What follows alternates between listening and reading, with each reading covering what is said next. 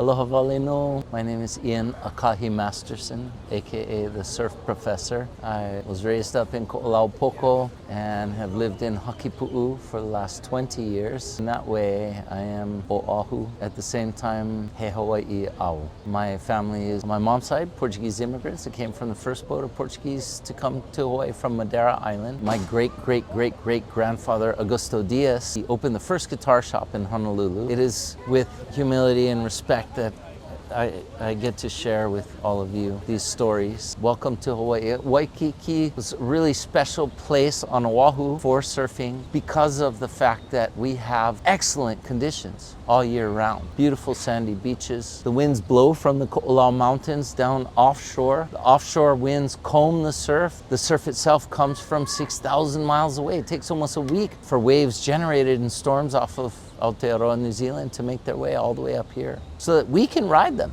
This is really the foundation, that when the people of the Pacific came here, when the voyagers came up here, they saw the beautiful conditions and celebrated it. And that's why Waikiki was one of the centers for surfing and for the Aliʻi, for the royalty. In the constitutional monarchy, we have kings and queens. Prior to that, we have a chiefdom where there were chiefs and chiefesses of various royal ranking. Surfing was celebrated by the royalty. Think of my kupuna, Uncle Earl Kava'a, still with us. He said, you know, I grew up, I was the youngest of 10 in Molokai. I never got to surf. We never went surf. We always had to do our chores. So if you think about it in that context, yes, surfing is a sport for the Aliʻi. They had the time, they had the resources. Trees in the mountains that were excellent for surfboards and canoes were reserved for royalty. Anybody could procure and make a surfboard, but the best shapers would make the boards for those Aliʻi. When they went down to the water to surf, they would be chanted down in the water. Some surfing sites were reserved for royalty. More often,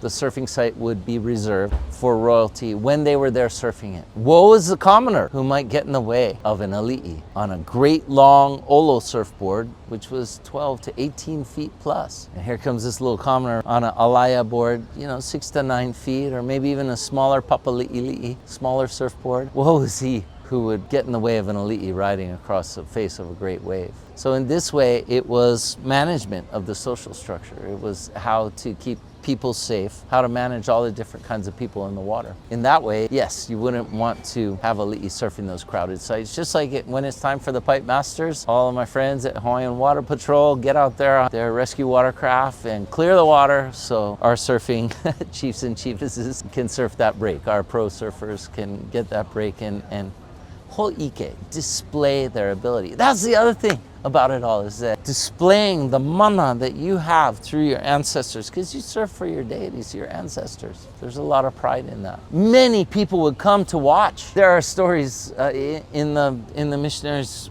accounts and recordings of whole villages dropping their tools and running to the sea when a swell comes to go down and cheer on their Aliʻi surfing. And it's true, if you look at our ahupua, our land management system, the boundaries of which run down the ridges and out onto the coral sea. Places like Paumalu, Sunset Beach, even here like Leahi, Diamond Head, you had ridges that went out into the sea. Those shallow waters would make the waves break and peel. Many of the things we understand about surfing comes from the lore, comes from the olelo, that the stories that talk about surfers and their exploits here. Kalehuawehe, important surfing site. Surfing breaks were famous. Surfers came from all over the islands to surf these waves. And so likewise, the chief Pikoi, who was from Kauai Island, came down. He got to surf out here as well. His story is an interesting story because he rolls up, nobody knows who he is, but he was wearing a beautiful lehualei. There was a high chiefess and she would say, wow, I love that lehualei.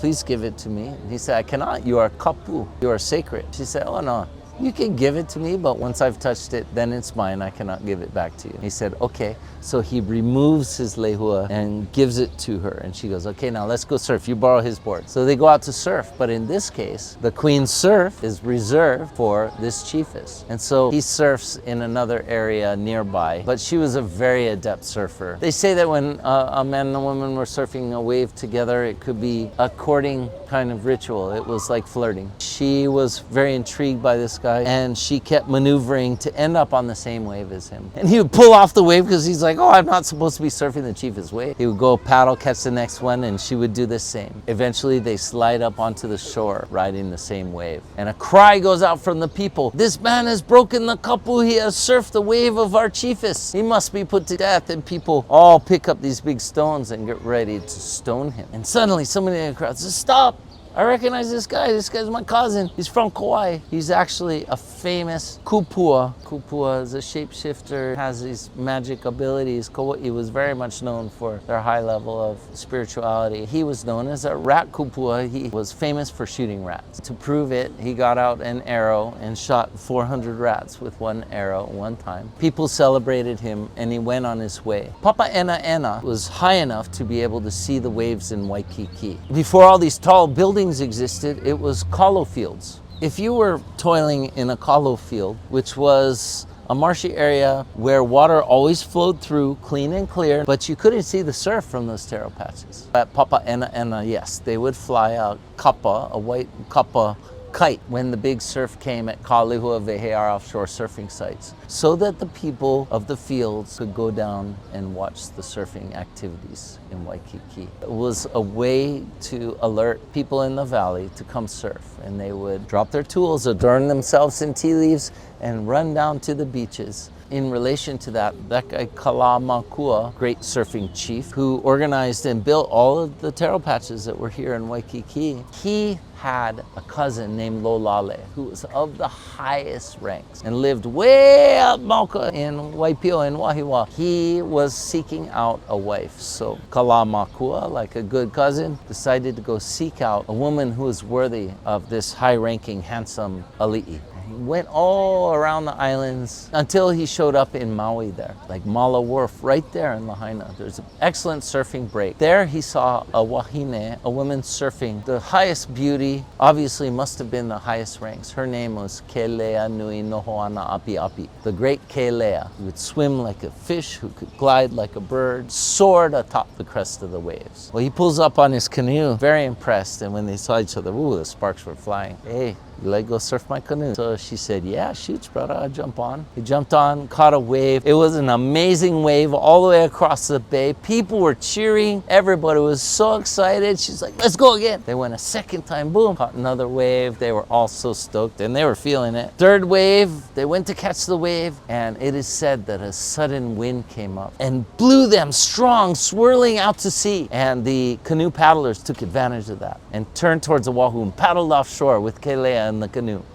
At first she resisted strongly, but after a time, Kalamakua explained to her, I have a cousin of high rank who you're deemed worthy to be his wahine, his wife. Will you come and meet him? And she did.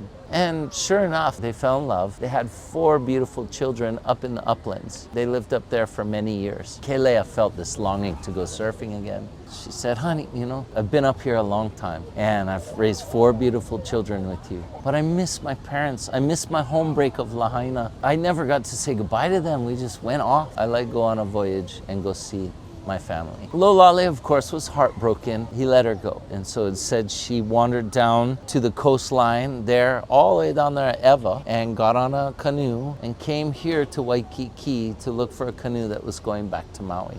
When she pulled up, the surf of Kalehuawehe, we know it as Castle, the biggest wave that breaks across all of Waikiki. It was breaking and she was pumped. She turns to a surfer standing on the beach whose board was next to him and says, "Ha'awi mai ka Papaʻenaʻena. Give me your surfboard." It was culturally understood that when she said that, she was saying, yeah, I like to borrow your board, I like go surf. Because surfboards were personal items. They were part of the family, they were inherited, they have your personal mana. But he goes, yeah, shoots, yeah, wait a second, who are you? I've never seen you over here before. She goes, oh yeah, I live up Mauka up there. And he goes, what? The only kind of waves you get up there is waves of pili grass blowing in the wind. She goes, pfft.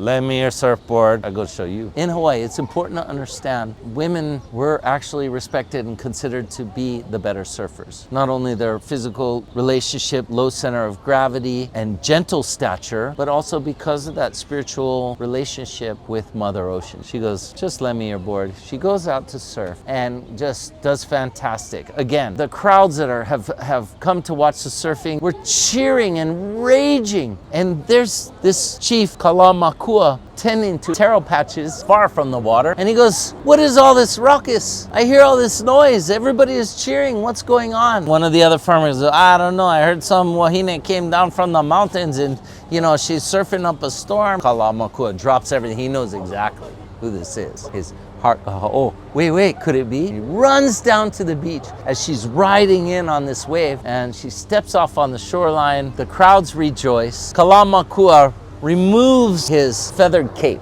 places it around her neck and ties it to symbolically become man and wife. They fell in love again, they went surfing again. It is said that she maybe eventually went back to visit her parents, but that she stayed here in Waikiki to surf these bending, curving waves. The fact that surfing was integrated with the cultural values and traditions of the people is something that is critical. Surfing is a traditional Hawaiian cultural activity. So these stories bring out the knowledge, bring out the ability. Kalamakua looking up and seeing the kite being flown off Papaʻenaʻena and running down to the beach, hearing the cheers, knowing who it was. It was part of the greater daily life of the people of Waikiki. So that's why it's a really special place. Papaʻenaʻena was where Kanihonui, the nephew of Kamehameha, was sacrificed because he was having an affair with Kamehameha's favorite wife, Ka'ahumanu. This upset her very much. In this story, when his body was laid for all to see, displayed at Papaʻenaʻena Heiau, Queen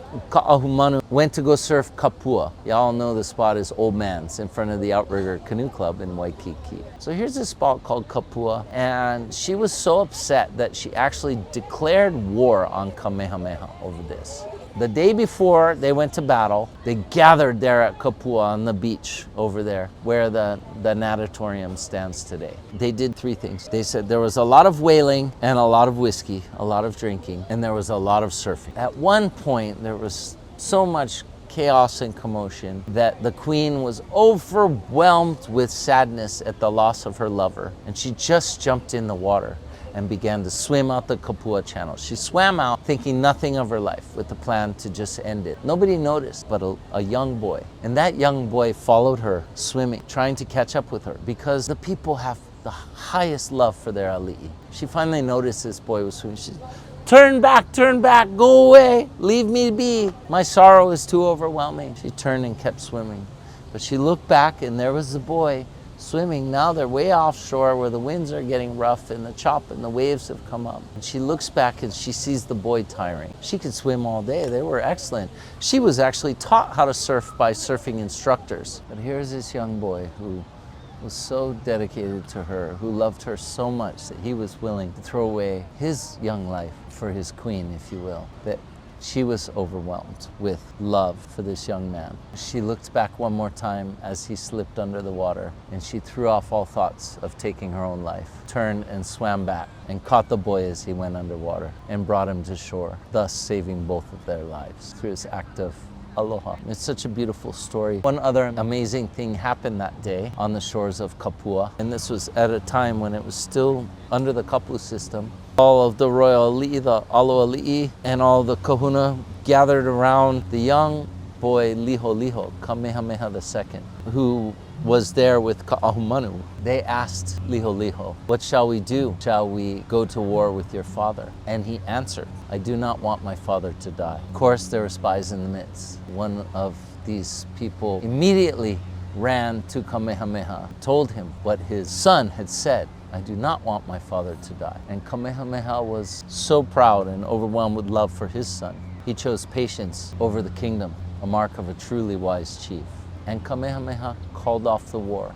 And so a day of surfing here in Waikiki at the surfing site Kapua saved many lives and was the cause to end war. And that's beautiful. Kahaloa, the long stretch of beach, and Kapuni are related to surfing kahuna. Just by the Duke statue, there's some stones behind a wrought iron gate. These stones are very important because they are related to 4 kahuna who came from Tahiti, Kapai Mahu and Kinohi and Kapuni.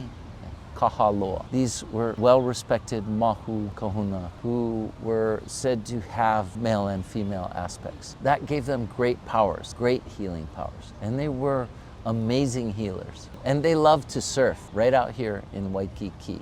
Eventually, they wanted to go back home to Tahiti. In their honor, there are these areas, Kapuni and Kahaloa, that are named for these kahuna. Before they left, the people wanted something to remember them by, so on the dark night of Kane, they brought 4 stones all the way from Kaimuki. In one night, thousands of people gathered together and brought these stones here to Waikiki. There's so many stories to tell, and we've only just scratched the surface, you know. That was just a couple ripples on the sea there that we've talked about. Surfing went through a lot of changes. As a traditional Hawaiian cultural activity, surfing was deeply integrated as a daily activity, a ritual activity, and as a poetic metaphor that was utilized in the stories to transmit knowledge, to transmit information. Women were considered the better at the sport. All sexes, all genders, and all ages, all ranks of people surfed, although at times surfing was reserved for the chiefs and the chiefesses to celebrate and for competitions. When Westerners first came to Hawaii, a lot of changes occurred. Not right then though, for over 70 years. People from all over the world lived under the kapu system as well. That's kind of phenomenal to think about that, respecting the chiefly ways and governance of the people here. As with colonization, new systems overlaid.